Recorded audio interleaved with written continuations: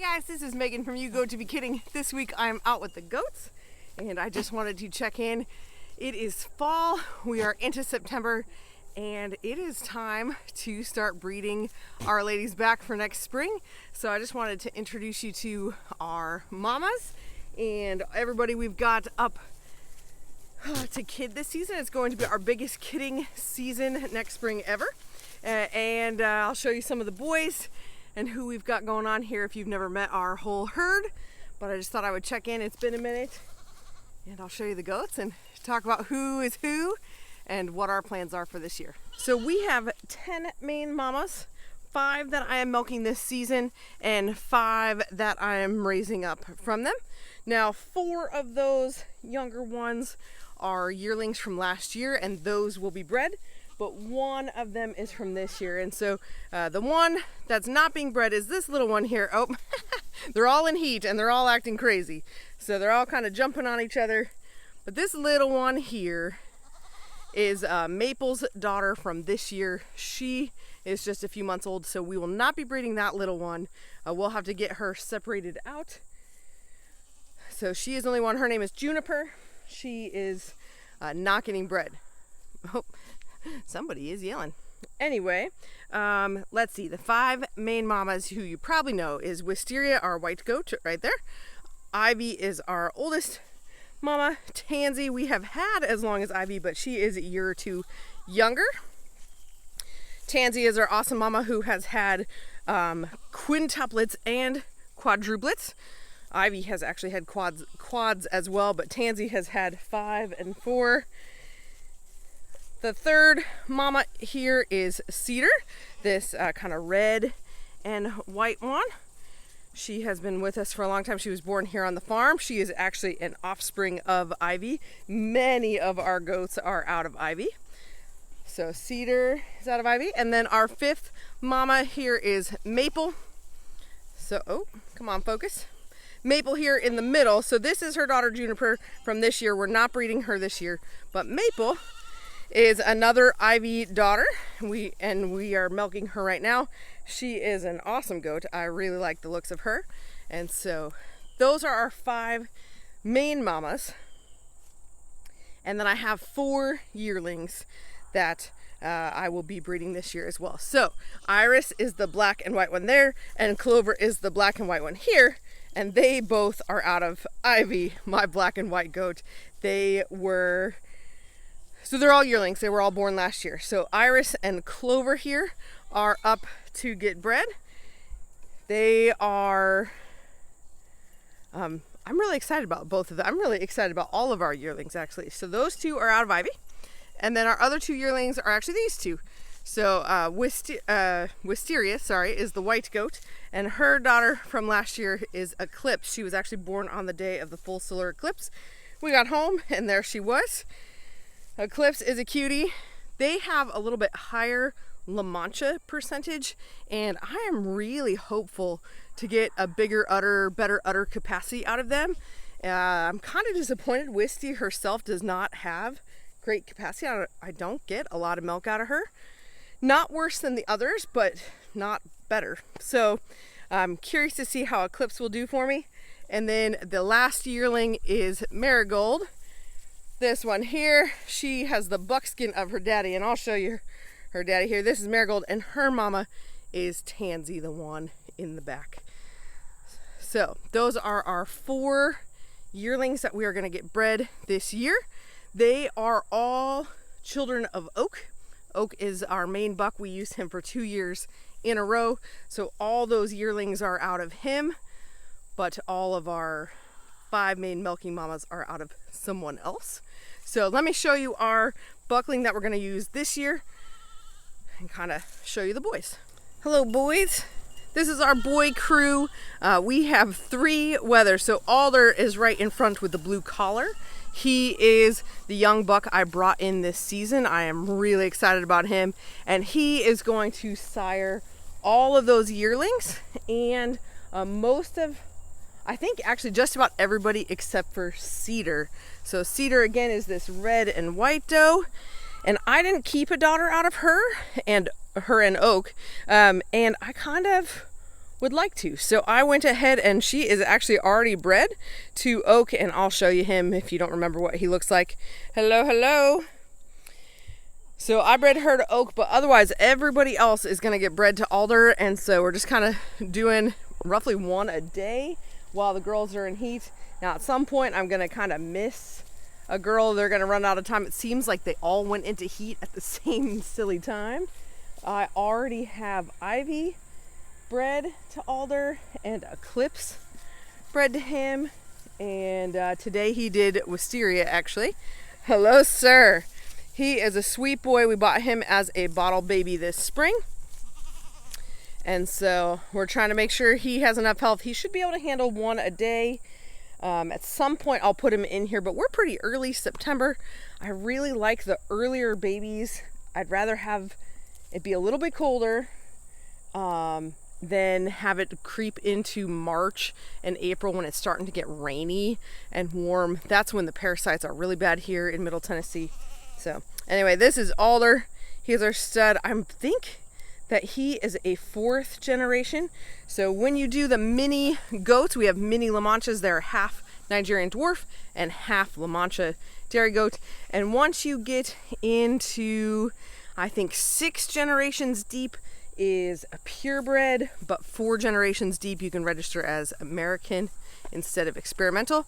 So actually only a couple of our ladies are officially registered, but our bucks are definitely registered. We have some really great farms near us that have some really great boys. So Mr. Alder here is definitely registered.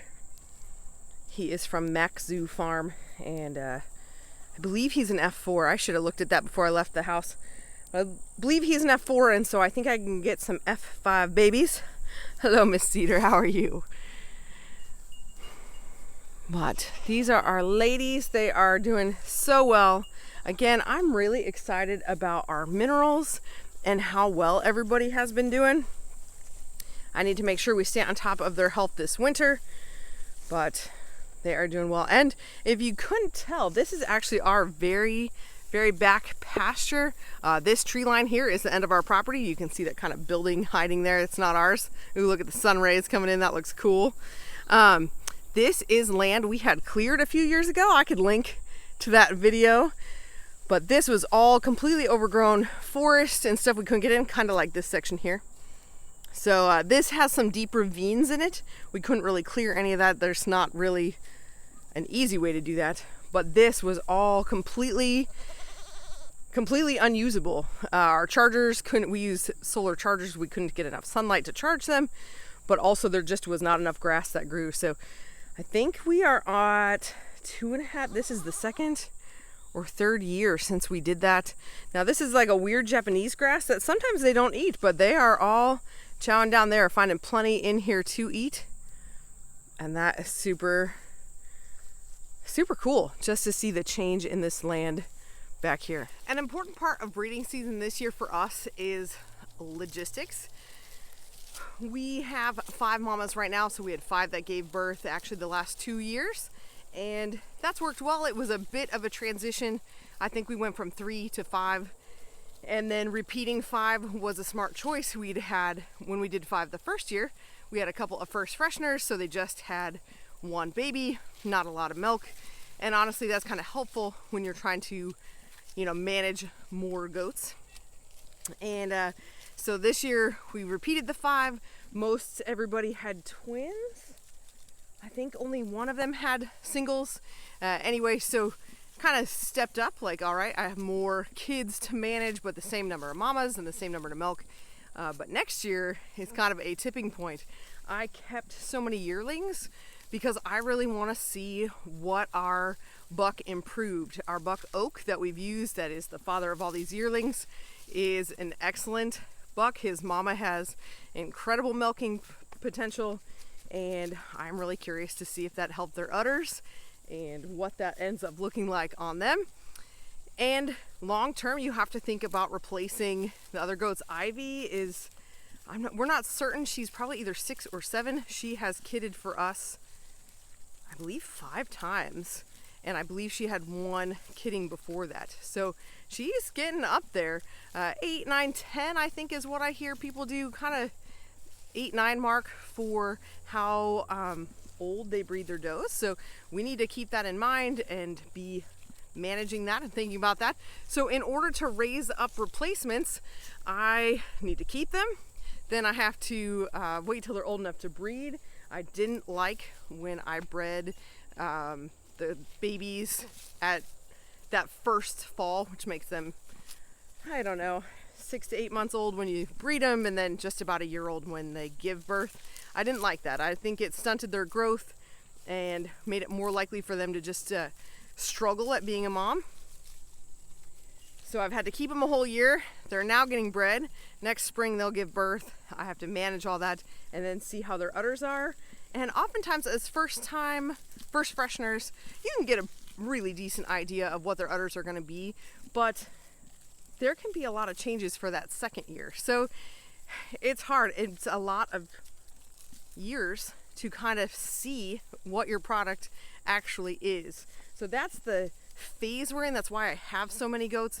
Now we have been upping our quantity of milk. I'm getting about 1.5 gallons out of 5 main mamas. At peak it was 2 gallons a day, and for most of the season it's been 1.5 gallons.